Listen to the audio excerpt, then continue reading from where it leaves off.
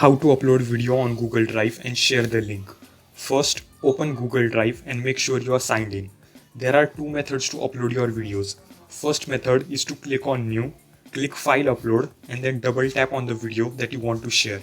The second method is to open the file and drag and drop the video to Google Drive. You can see our video is being uploaded and it will take some time depending on the length of the video. Once your video gets uploaded, you can see it here.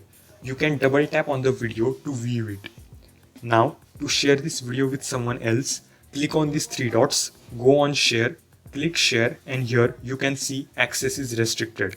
Click on it and select anyone with the link, which means anyone with this link will be able to see the video. You now get the option to copy link, but the person will only be able to see this video. If you want to give editing access to the viewer, you can select editor here. After giving access, click done.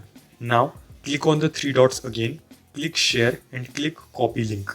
And you can share this link with others. I will open a private window and paste this link, and this is how someone else will be able to see this video. They can also download it from here. If you want to know about an amazing AI tool to make videos from prompts, then you can check this video right here.